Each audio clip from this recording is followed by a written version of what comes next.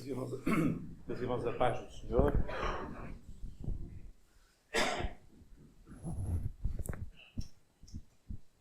Vamos abrir a palavra de Deus no livro de Daniel, capítulo 5. Daniel, capítulo número 5.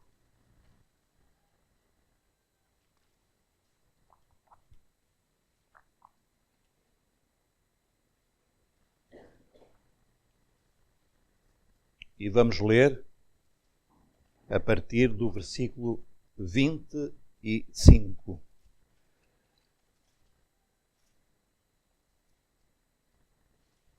Daniel 5, 25.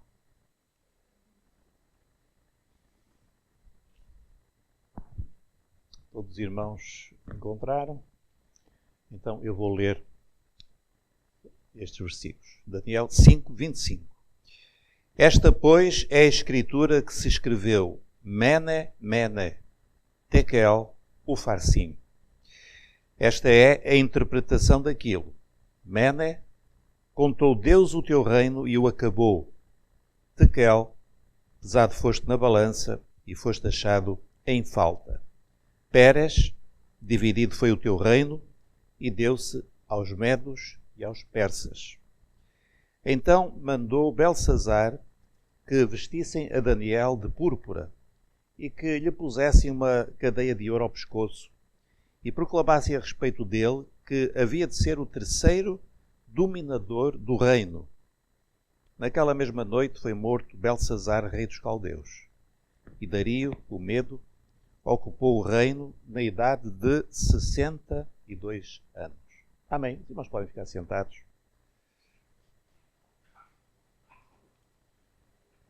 Meus irmãos, nós continuamos a estudar este livro maravilhoso, um livro de facto extraordinário, não há adjetivos para o qualificar. É um livro de profecias que abrangem milhares de anos. Um livro que vem desde aproximadamente 2500 e tal antes de Cristo, que tem profecias que se cumpriram ainda antes de Jesus, que se cumpriram no tempo de Jesus, que se estão cumprindo hoje e algumas que se vão cumprir ainda no próximo futuro. É de facto algo extraordinário. E nós entendemos que o Senhor, Ele já conhece a história do princípio até ao fim. Aquilo que para os homens está oculto, porque o nosso conhecimento é limitado e a nossa vida é muito curta, Deus conhece desde o início e até ao seu cabo. E por isso nós sabemos que hoje há perguntas que nós fazemos sobre o futuro e Deus conhece tudo. Mas não apenas Ele conhece, há coisas que Ele revela. E essas são para nosso conhecimento. Então nós temos aqui, a seguir, um esquema que já temos projetado, mostrado aos irmãos, sobre os capítulos 2 a 7. O capítulo 1 é um capítulo de introdução ao livro. E a partir do capítulo 2 nós encontramos então as profecias extraordinárias de Daniel e que estão organizadas de uma forma simétrica. Os primeiros 3 capítulos, 2, 3 e 4, por um lado, que correspondem ao 5º, ao 6º e ao 7º. O capítulo 2 e o 7º, ambos contêm profecias para os gentios. O 3 e o 6 falam de uma proteção sobrenatural de Deus com os seus servos. O capítulo 4, nós vimos no domingo passado, fala a respeito de uma intervenção pessoal junto do rei de Babilónia, chamado Nabucodonosor. E este capítulo 5 fala também de uma intervenção de Deus junto de um outro rei, neste caso o último rei de Babilónia, chamado Belsassar. Ora, irmãos, então nós vamos avançar para vermos um breve resumo deste capítulo número 5. Em primeiro lugar, nós vemos que estamos num tempo já mais avançado. Estamos em 539, isto é, quando já Daniel deveria ter os seus primeiros 80 anos. 80 e pico, 81, 82, por aí. Quer dizer, há um grande salto no tempo desde o capítulo 4 para o 5. Aliás, parece até que o capítulo 5 está fora do lugar, mas não está, porque ele forma esta simetria que nós temos estado a observar. Então, nós agora passamos de Nabucodonosor, que está lá quase no início do século, para o último rei, Belsazar. E nós sabemos que este Belsazar é chamado aqui filho de Nabucodonosor. Filho num sentido de ser da descendência dele. Muitas vezes, certas línguas nem tinham a palavra avô ou parecido. E ser filho de é no sentido de ser descendente de. Porque, de facto, Belsazar não era filho, no sentido biológico, de Nabucodonosor, mas de um outro rei. E nós lemos que estamos situados numa noite especial. Aliás, há até quem tenha marcado uma cronologia muito exata, através de documentos históricos, etc., que seria no mês de outubro, agora esqueci-me do dia, outubro de 539 a.C. E nessa noite, o Império Babilónico caiu. E isto é uma coisa que para nós dizemos isto numa frase e pronto. Mas cair um império numa noite é uma coisa assim extraordinária. Mas foi de facto assim de repente. E não foi uma longa transição, uma batalha com uma queda aqui, outra acolá. Não, foi numa noite só. Esta cidade, a capital, e obviamente depois todo o império que estava associado, caiu. E nós vamos ver exatamente porquê e o que é que se passou nessa noite fatídica para este rei, uma vez que os Medo-Persas, a Média era uma região, a Pérsia era outra, regiões vizinhas, que se associaram e formaram um império durante algum tempo. Então, eles vão tomar a cidade e Belsazar é morto nesta mesma noite. Então, ele era imperador de manhã, à noite tinha morrido. E é uma mudança muito drástica, muito repentina que aconteceu nesta noite na vida deste rei, sobre o qual vai incidir a atenção deste capítulo. E nós irmos procurar, de uma maneira mais simples possível, seguir este capítulo. Não vamos lê-lo todo, mas eu gostaria que os irmãos abrissem no capítulo 5. Eu vou indicando aqui algumas partes em que se divide o capítulo número 5. E nós vamos ver que há, podemos dizer assim, 4 participantes, 4 agentes neste capítulo 5. O rei Belsazar, o Senhor Deus, Daniel e depois o novo rei, Dario, o Medo. Vamos começar então pela primeira parte, o rei Belsazar. Então encontramos aqui no capítulo 5 o início que diz assim: o rei Belsazar deu um grande banquete a 1000 dos seus grandes e bebeu vinho na presença dos 1000. O que estava a acontecer, irmãos, de facto, e felizmente que há documentos históricos que nos ajudam a entender aquilo que aconteceu, é que a cidade de Babilónia já estava debaixo de um cerco. A cidade já estava cercada. E isto podia ser um motivo de grande aflição. E nós perguntamos, mas como é que se a cidade está cercada, como é que o rei vai dar um grande banquete? Bom, é que a cidade estava de tal maneira fortificada, e sobretudo hoje nós sabemos que Babilónia era uma cidade, uma coisa impressionante, que tinha muralhas que eram um orgulho e uma maravilha da engenharia daquele tempo. Mas não só isso, eles tinham abastecimentos na cidade que dariam para anos. Eles podiam estar cercados durante anos. Eles teriam todos os recursos. Então havia uma espécie de um sentimento de impunidade, uma soberba, uma vaidade. Assim, olha, estes estão aqui a cercar-nos, mas eles nunca vão conseguir entrar aqui. E foi no meio desse ambiente que o rei, ele deu este grande banquete. E era um banquete que nós lemos, bebeu vinho com muita embriaguez, certamente com muita sensualidade e moralidade. E, num certo momento deste banquete, nós lemos no versículo 2, havendo Belsazar provado o vinho, e agora ele vai fazer algo que vai ser a última gota no cálice dele, que vai despoletar a ira do Senhor e o juízo sobre a sua vida. Ele provou o vinho e mandou trazer os vasos de ouro e de prata que Nabucodonosor, 50 anos mais ou menos antes, que Nabucodonosor, seu pai, tinha tirado do templo que estava em Jerusalém. Os irmãos lembram-se que nós falamos que o rei Nabucodonosor, ele invadiu o território de Israel e Jerusalém em especial várias vezes, e de uma das vezes ele foi ao templo de Jerusalém e pegou em todos os vasos sagrados que eram em ouro, muitos deles em ouro, em prata, caríssimos, muito preciosos. Ele levou-os para Babilónia e ficou lá guardado na casa dos deuses. Não foi num armazém qualquer, foi na casa dos deuses babilónicos. Isso já foi muito mau. Mas agora o rei vai pedir aos seus servos para trazerem de lá dessa casa dos deuses esses vasos sagrados que eram os vasos usados para servir ao Senhor no templo, pelos sacerdotes. E o que é que ele vai fazer?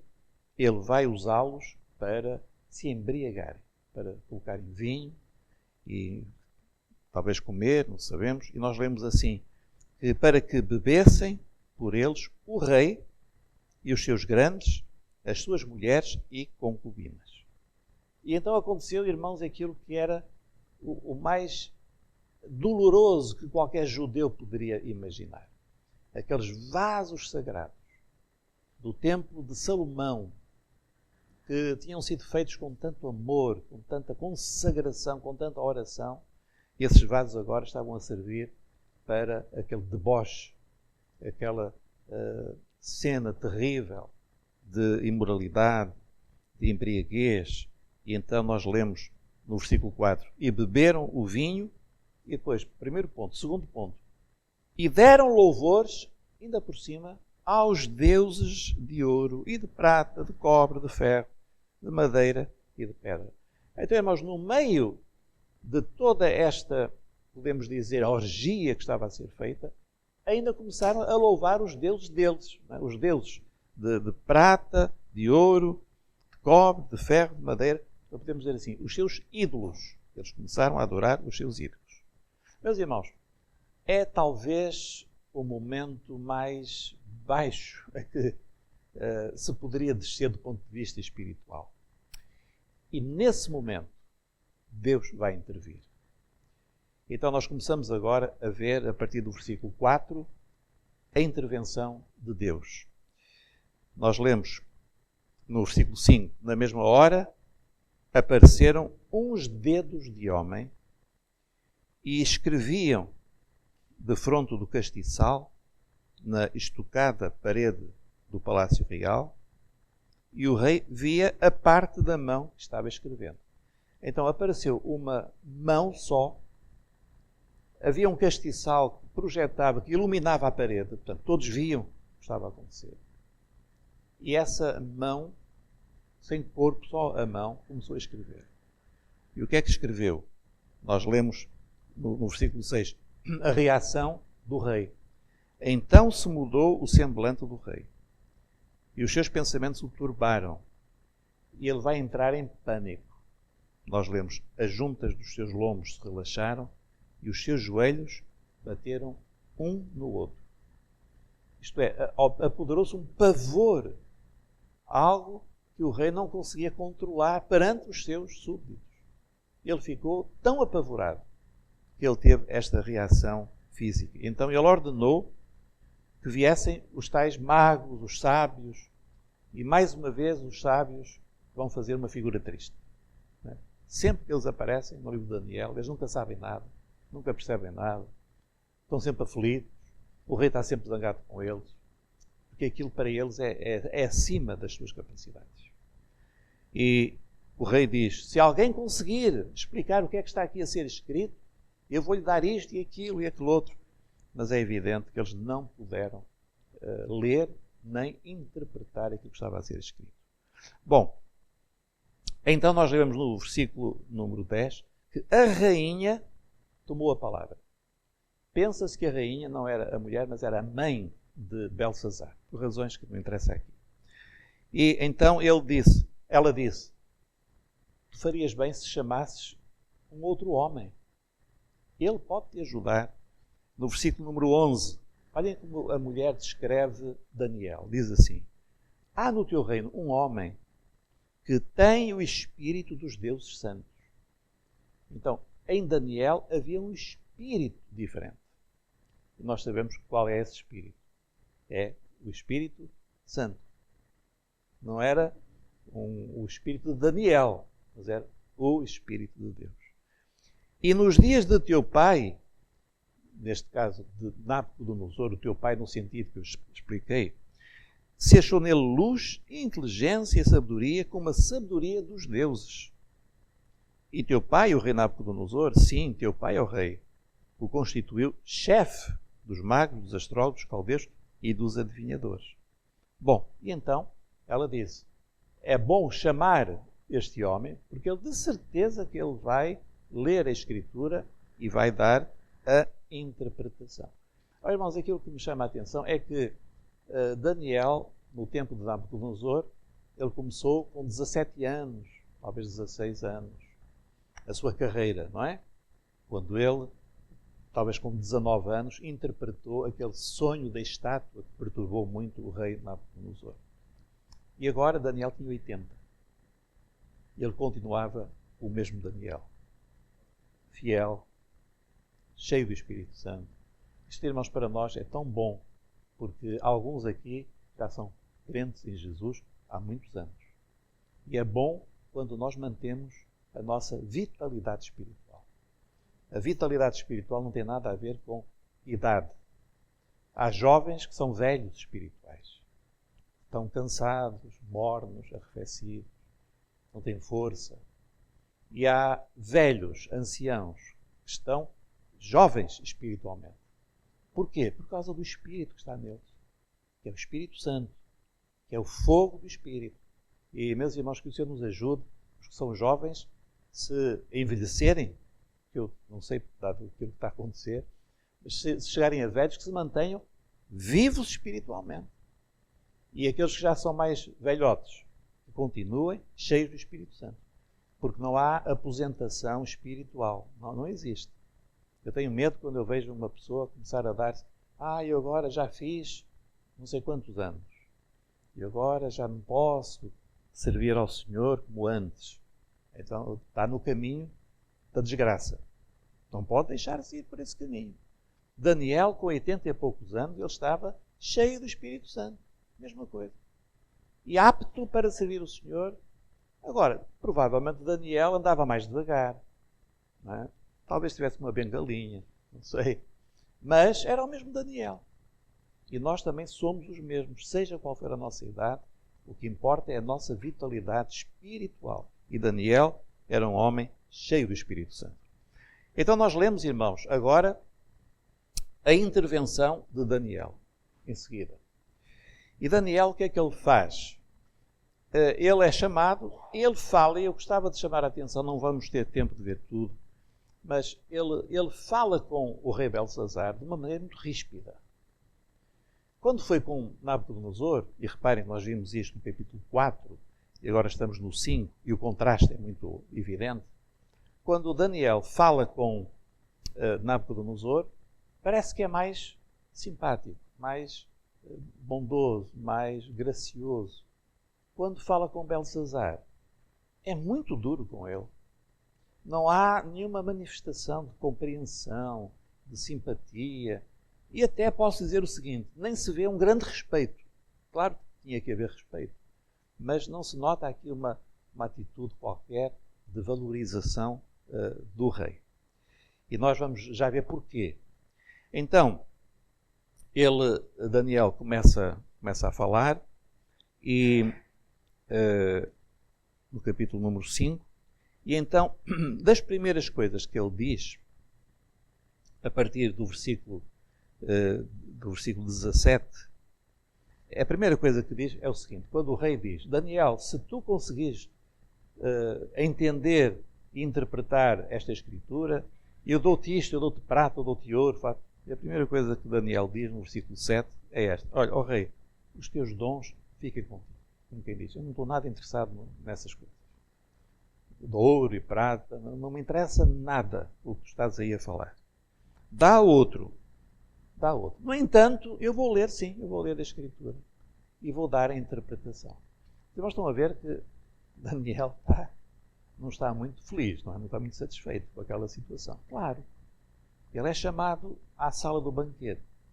Vê os vasos sagrados da casa do Senhor a serem usados assim. Vê aquele ambiente horrível ali a ser vivido. Ele devia estar muito até irado interiormente. Mas mais do que irado Daniel, estava irado o Espírito do Senhor. E nós vamos ver.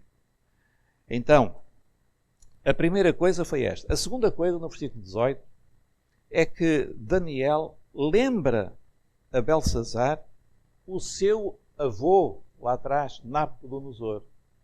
Porque, meus irmãos, Belsassar, ele devia conhecer a história de Nabucodonosor. Ele devia saber o que se passou com Nabucodonosor. E nós vimos há 8 dias o que é que aconteceu, o sonho daquela árvore que foi cortada. E como Nabucodonosor esteve 7 anos vivendo praticamente como se fosse um animal. Deus humilhou-o profundamente. Mas depois, Nabucodonosor, ele levantou-se dessa situação com arrependimento, com humildade. E deu glória a Deus. E por isso eu até falei há 8 dias que provavelmente nós vamos encontrar Nabucodonosor na eternidade. Não sei a fazer o quê, como rei, de certeza que não é? Mas ele tem um lugar lá, porque ele, de facto, arrependeu-se e deu glória a Deus. Então, Daniel diz assim, tu não sabes a história do teu avô? Não. Tu não conheces aquilo que ele experimentou com o Senhor? É um homem poderoso, mas ele deu glória a Deus, ele reconheceu. Enquanto que tu, e vamos ler, irmãos, no versículo 22, eu vou dando os números para nós irmos acompanhando. Versículo 22. E tu, seu filho Belsassar, não humilhaste o teu coração. Então, qual é a grande diferença entre Nabucodonosor e Belsassar? Qual é a grande diferença? É que o primeiro humilhou-se diante de Deus e o segundo não. Esta é a única diferença. E os irmãos perguntarão, mas é só isso? E os irmãos acham que é pouco? O primeiro reconheceu que só o Senhor é Deus, que só o Senhor tem todo o poder, só Ele é digno de ser adorado. E o segundo? O segundo não. Estava ali, cheio de soberba, a contemplar os seus súbditos, a fazer uma festa, a dizer, olha aqueles pobres dos medos e dos persas, coitados, eles pensam que conseguem alguma coisa, nunca conseguirão entrar aqui. Ainda por cima a adorar ídolos, os deuses falsos de Babilónia. Então, Daniel aponta o dedo e diz, tu não humilhaste o teu coração. Ainda que soubeste de tudo isto. E depois, segunda acusação no versículo 23. E te levantaste contra o Senhor do céu. Ah, meus irmãos, quando alguém ostensivamente se levanta contra o Senhor dos exércitos, está perdido. Está perdido. E hoje os irmãos estão preocupados, e todos nós, com a guerra que está a acontecer da Rússia e a Ucrânia, por aí fora. E isso é muito mau. Mas podem ter a certeza, no dia em que a guerra for com Israel, a coisa vai mudar de figura. Não por causa de Israel, mas por causa do Deus de Israel. O Deus tem um plano para aquela nação. Mas as pessoas querem lá saber. Se nós falássemos disto aí fora, iam pensar que nós éramos doidos. Não é verdade? Então nós até temos que ter cuidado para não fazer certos comentários perante pessoas que nem entendem do que é que nós estamos a falar. Uma coisa nós sabemos, se alguém se levantar contra o Deus de Israel, vai ter um mau fim. Isso sempre foi e vai acontecer. No final dos dias, o Senhor vai fazer as contas. Às vezes nós pensamos, mas o Senhor não tem feito nada durante estes séculos. Pois não, porque estamos a viver um tempo chamado o tempo da graça. Também chamado o tempo da paciência de Deus. É claro que nós gostaríamos que o Senhor fizesse juízo, não é? Então, sempre que houvesse alguma coisa extraordinária, o Senhor vinha e fazia juízo. Então, nós estamos aqui todos revoltados contra ao homem da Rússia, então Deus podia vir e de noite, pumba, uma bomba em cima dele e nós dizemos glória a Deus. Mas não é assim que Deus faz. Não é assim. Deus tem um plano diferente, tem o seu calendário, mas podem ter a certeza, irmãos, há um dia em que o juízo vai chegar. E quando chegar, fujam da frente. Quando chegar o juízo, a ira de Deus, fujam da frente. Então, meus irmãos, o que nós vemos aqui é que chegou o dia do juízo para este homem. Ele meteu-se com o Senhor, com o Deus de Israel, ele brincou com as coisas de Deus, ele achincalhou, ele profanou aquilo que era santo. E então nós lemos assim, no versículo 24. Então dele, da parte do Senhor, foi enviada aquela parte da mão e escreveu-se esta escritura. E agora Daniel vai, com toda a simplicidade, ele vai ler e vai dar a interpretação. Então nós já vamos ver isso. O quarto agente, o quarto participante neste capítulo é finalmente o rei Dario. Alguns também dizem Dário. O medo. Porque ele tomou Babilónia naquela noite. E eu já disse no outro dia, creio eu, que Babilónia foi tomada de uma maneira absolutamente surpreendente. Foi o rio que banhava, que entrava pela cidade, o leito do rio foi desviado. E, ao desviarem o leito do rio, secou a parte do leito, que permitiu que houvesse ali uma espécie de um caminho que entrava por Babilónia. Então, numa noite, eles quando desviaram o leito do rio o suficiente, o exército entrou logo por ali fora, apanhou desprevenidos todos, e a cidade caiu naquela noite. E diz a história que praticamente sem batalha, sem guerra. E é uma coisa de facto extraordinária como é que eles, os babilónios, com tanta engenharia, tanta coisa extraordinária, um exército fabuloso, como é que eles não pensaram que podia acontecer uma coisa desta? Mas é que o Senhor já estava no controle dos acontecimentos. Então, este é o resumo, não é? Os quatro participantes, o rei Belsazar, o próprio Deus que intervém, Daniel e o rei Dario que ocupa o trono naquela noite. Vamos agora, irmãos, passar para a parte mais central, que é a escritura na parede. Então nós vemos que, conforme Daniel diz no versículo 25, esta, pois, é a escritura que se escreveu. Mene, mene. Mene é uma palavra que quer dizer número ou contar. Contar. Portanto, podemos dizer assim, contado. Contado. E aparece duas vezes. Contado, contado. Então, depois, a palavra tekel quer dizer pesado. Pesado. Numa balança, não é? Pesado. O farsim, ou melhor, farsim, porque o é como o nosso i. Então podemos dizer assim, pesado e dividido. Farsim ou parsim, também é a mesma coisa. Então qual é a interpretação? Reparem que há uma diferença muito grande entre interpretação e tradução.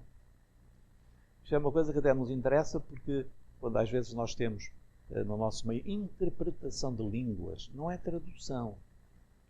Interpretação é uma mensagem que Deus dá através de uma língua. Neste caso, aqui era uma língua real, que era o aramaico, mas o que Daniel vai dizer não podia ser extraído das palavras em si. Era um significado muito além, porque era uma interpretação espiritual que Deus revelou ao seu servo. Então, Daniel vai dizer no versículo número 26, e esta é a interpretação daquilo. Mene, contou Deus o teu reino. Mene, mene, mene. E o acabou. Foi contado e foi contado. O número chegou ao fim. Foi contado e foi contado. Chegou ao fim. Tekel, quer dizer pesar, não é? Pesado. Então diz Daniel, aquilo que o Senhor lhe revelou. Pesado foste na balança. Qual balança? A balança da justiça de Deus. E já vamos comentar isto. Pesado foste na balança. E foste achado em falta. Não estava lá o peso certo, como aqueles comerciantes que são desonestos e que pesavam as coisas. Olha, tem aqui vamos supor, tem aqui 1 quilo, bem pesado. Não tinha nada, porque o peso estava estragado, não é? Estava diminuído. Pérez, dividido. O que é dividido? Dividido o teu reino. E deu-se aos medos e aos persas. A palavra farsim ou parsim tem também um jogo de palavras que fala de persa. Que nós não entendemos bem, mas no original é. Então, Daniel diz, dividido foi o teu reino e deu-se aos medos e aos persas. Irmãos, imagina o que é dizer a um rei e a todos aqueles que estavam à volta dele, dizer assim, olha, o teu reino chegou ao fim e foi dado aos teus inimigos. Olha, irmão, é preciso ter muita coragem. Aliás, um profeta tinha de ser um homem de muita coragem.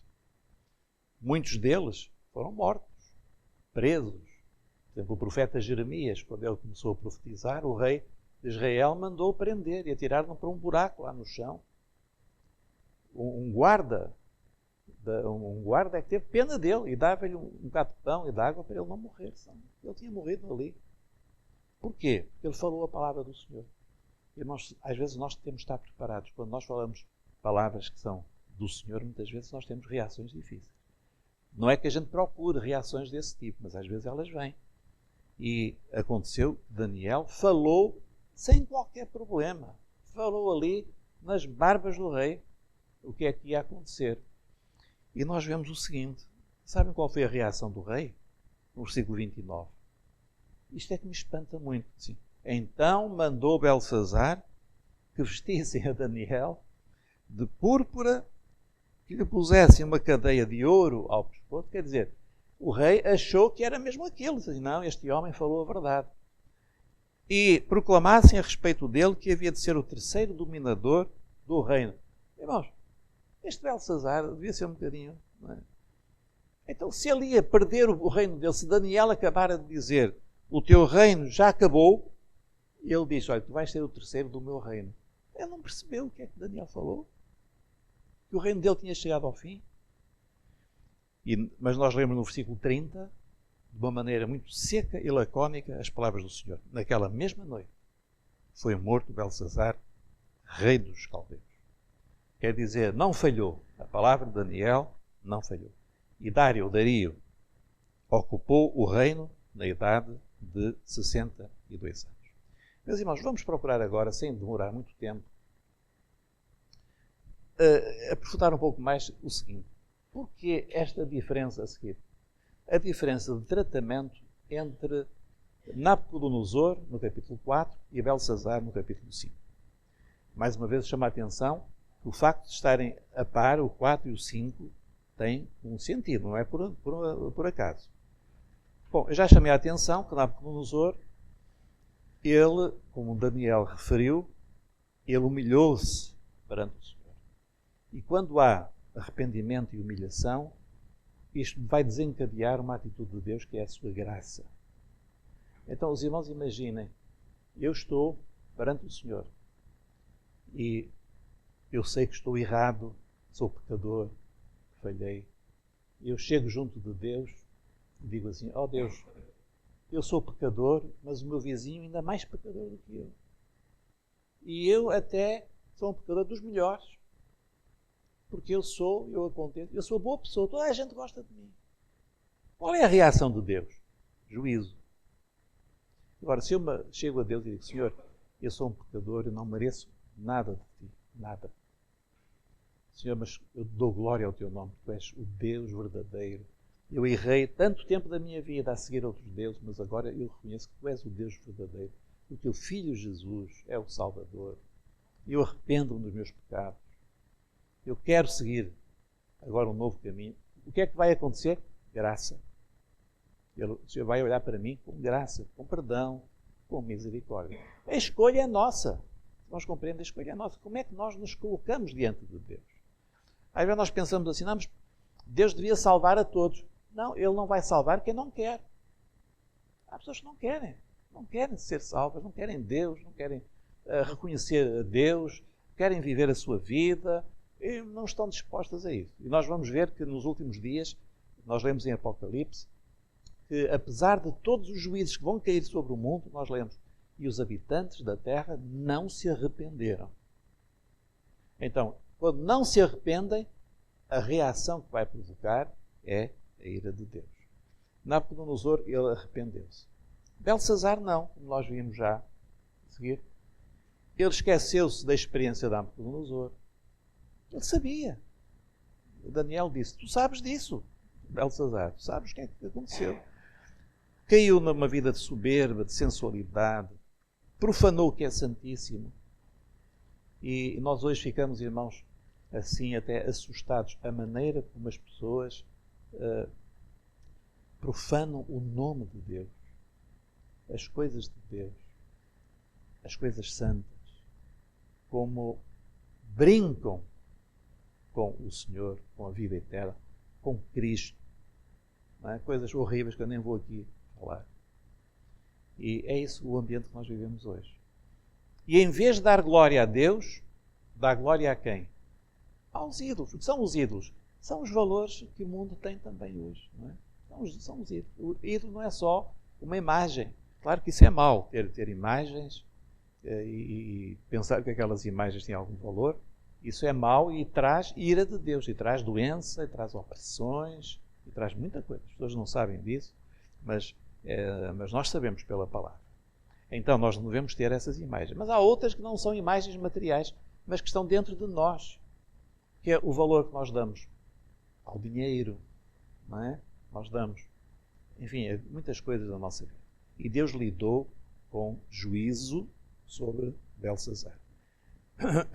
Isto lembra-nos o seguinte, meus irmãos, que nós, de facto, temos na nossa vida dois caminhos, não é? Então, Jesus disse, há dois caminhos. Há um caminho estreito e há um caminho largo. Qual é o que leva à salvação? O estreito ou o largo? Irmãos, o largo é aquilo que é o conforto. Olha, todos podem ir. Este caminho é largo, dá para todos. Qual é a tua religião? Minha religião é tal. Dá, entra aqui, está aqui. E a tua? A minha é tal. E a tua? Eu nem tenho religião, mas sou boa pessoa. Também venha por aqui. Caminho largo, não é? Que é a ideia que as pessoas têm de Deus. Não sabem quem é essa pessoa, esse ser extraordinário que é Deus, um Deus santo, um Deus perfeito, um Deus justo. E pensam que Deus é assim uma espécie de, enfim, Pai Natal, vamos dizer assim, não é? Mas não. O Deus único e verdadeiro, ele é tremendo. E é até, para quem não o ama e não o serve, é assustador. Deus é assustador. Quando as pessoas conhecerem o Deus verdadeiro, vão ficar aterrorizadas. Em Hebreus nós lemos, Deus é um fogo consumidor. Então, Deus não é uma brincadeira, é uma pessoa real. E nós só temos que nos aproximar dele com humildade, com arrependimento e clamando por perdão, por misericórdia. Ninguém se apresenta diante de Deus a bater com a mão no peito, eu sou muito bom, eu sempre fui, eu faço. Não sei. Se for assim, é o caminho de Belsazar. Então, o caminho estreito é este, é o caminho do arrependimento e da fé em Cristo. É quando eu digo a Deus, seja feita a tua vontade. Quando nós dizemos assim, Senhor, seja feita a tua vontade na minha vida. E a vontade de Deus não é para nós discutirmos. Eu não concordo com Deus. Até é ridículo dizer uma coisa dessas, não é? Eu não concordo com Deus. Mas há pessoas que são tão ridículas, tão soberbas, que não concordam. Não, eu já li a Bíblia, mas eu não concordo. E o que é que isso tem a ver? Não concorda com o quê? Imagina que eu pegava aqui neste livro e atirava ao ar e ele caía. Dizia, eu não concordo com a lei da gravidade. O que é que tem a ver se eu não concordar? Se eu subir aqui a um prédio e me atirar cá para baixo, vou cair ou não? Mas eu não concordo. Então bata as mãos a ver se voa. Irmãos, há leis físicas e há leis espirituais que não mudam. E Deus é quem Ele é. E se nós queremos um dia estar junto dEle e viver eternamente, nós temos de nos chegar a Ele como Ele diz. Não é como eu acho, como eu penso, como eu acho mais moderno, mais lógico. Meus irmãos, isso não tem nada a ver com Deus. Ele mostrou-nos o caminho. Diz, meu filho, o caminho é este. Vem por aqui que eu vou-te receber. Agora, é um caminho estreito. Caminho estreito. Porquê? Porque dá-se para um de cada vez. E às vezes é um caminho difícil. Mas o Senhor nunca disse que ia ser fácil. Nunca disse, vocês venham por este caminho que é o mais fácil. E às vezes nós temos, irmãos, uma ideia de que quem serve ao Senhor não tem problemas, não fica doente. Se alguém ficar doente, nós dizemos, Senhor, cura o teu filho. Quer dizer, cura, mas há de haver um momento em que ele também vai partir. Não é? Os irmãos, orem por mim o mais possível. Mas quando chegar à altura de partir, eu faço um sinal de dizer, eu quero é ir. Não quero ficar aqui eternamente a vegetar. E os irmãos é a mesma coisa. Nós temos um destino que é maravilhoso. É um destino extraordinário. Qual é o medo? Mas só quando chegar a hora. Até lá nós temos doenças, temos problemas, temos batalhas. Mas temos uma coisa. No meio da fornalha, quem é que está lá dentro connosco? O quarto homem. Jesus está connosco. Essa é a grande diferença. É que nada vai destruir a nossa fé, a nossa alegria, a nossa paz. Nada vai destruir isso. E, pelo contrário, nós vamos ter experiências maravilhosas. Por isso, no meio até das maiores provações, nós somos mais do que vencedores, como diz o apóstolo Paulo. Agora, o caminho largo o que é? É o caminho da autoconfiança, do eu acho, eu penso, eu li, enfim. E da idolatria. E a grande idolatria é o homem pelo próprio homem. E então a esse, Deus diz assim, seja feita a tua vontade. Deus diz ao homem, é isso que tu queres? Seja feita a tua vontade. Queres ir por esse caminho? Seja feita a tua vontade. Então é uma escolha que nós temos que fazer. Qual é a vontade que nós queremos que seja feita? É de Deus ou é minha? Essa é a escolha que nós temos de fazer. E, meus irmãos, hoje há uma outra aplicação para nós terminarmos. É que há uma escritura na parede. Não é? Há uma escritura na parede. E as pessoas sabem, o rei viu, os que estavam lá naquele banquete viram, e eles sabiam, o que é isto? Há alguma coisa aqui extraordinária, o que é que se passa? Hoje o mundo também sabe que há alguma coisa que está a passar. Porque vêm mudanças. Eu outro dia estava a falar com a minha mulher, o início do século XXI foi logo as Torres Gêmeas, aquele ataque, não é? Uma coisa assim que mudou a história. De repente as coisas mudaram. Depois, acontecimentos terríveis, tsunamis, como lá na Ásia, morreram milhares de pessoas, de repente, coisas estranhas. E agora tivemos uma pandemia que foi global, não foi uma parte do mundo, não foi um país. Global, o mundo todo parou por causa desta pandemia. Agora estamos a viver uma guerra que está a assustar o mundo inteiro. E as pessoas dizem assim, mas o que é isto? Há aqui alguma coisa estranha. Há alguma coisa que é fora do normal. Então eu ouço, as pessoas dizem, o mundo mudou, há 15 dias para cá o mundo mudou, mas já tinha mudado antes também. O que é que está a acontecer? O que é que quer dizer esta escritura? O que é que está ali escrito? O mundo não sabe ler. O mundo não entende. Não compreende. A igreja compreende. Porque nós conhecemos os sinais proféticos. E não apenas nós temos os sinais proféticos, mas nós também temos o espírito da profecia. O Espírito Santo. Então nós podemos discernir os sinais que estão aí. E este discernimento é para nós e para aqueles que querem saber pela voz da igreja, querem conhecer aquilo que o Espírito Santo está a falar e a anunciar. E o que é que o Espírito Santo está a anunciar? É isto. Mene, mene. O tempo foi contado. Tekel. Foste pesado. Balança. Foste pesado. O teu reino chegou ao fim. É isto que nós sabemos. O tempo do fim está a chegar. Isto é mau ou é bom? Para Belsazar, foi muito mau. Para Belsazar foi mau. Para aqueles que não entendem o que está a acontecer e não se arrependem e pensam que isto é tudo uma brincadeira, até na igreja, há muita gente na igreja que nem acredita nas profecias. Que acha que na profecia não, que é muito confuso. Quer dizer que Deus colocou na Bíblia profecias para nos confundir, é isso? Então, há gente que está com os olhos fechados, dentro às vezes da própria igreja. mas o Senhor quer nos dar o entendimento que deu a Daniel. Nós discernirmos, não é cair no sensacionalismo, não é isso. Mas nós discernirmos, sabendo assim, olha, o tempo do fim está a chegar. Pronto. Agora, preparar as malas, porque nós vamos partir em breve. O Senhor vem chamar a igreja muito em breve. Ah, pastor, mas será que eu devo continuar a descontar para a segurança social, para a reforma? Sim, continua, porque nós não sabemos quando. Então ninguém está aqui a marcar datas. Se alguém marcar datas, isso é uma heresia, ninguém faça isso. Nós não sabemos. Dá a ideia que é muito breve, mas só Deus sabe, não é? Só Deus sabe. Então, nós temos que ter essa prudência, mas também temos que ter o entendimento. O tempo do fim está a chegar. E a minha última pergunta é esta. O irmão está preparado? O irmão está preparado? Se de repente, vamos imaginar, a Rússia decide invadir a Ucrânia e depois fazer um desviozinho para Israel, o irmão está preparado para aquilo que pode acontecer? Está preparado para o Senhor nos chamar? Essa é a grande pergunta. E que o Senhor nos prepare e que nós sejamos como Nabucodonosor, possamos humilhar-nos na presença do Senhor. Amém?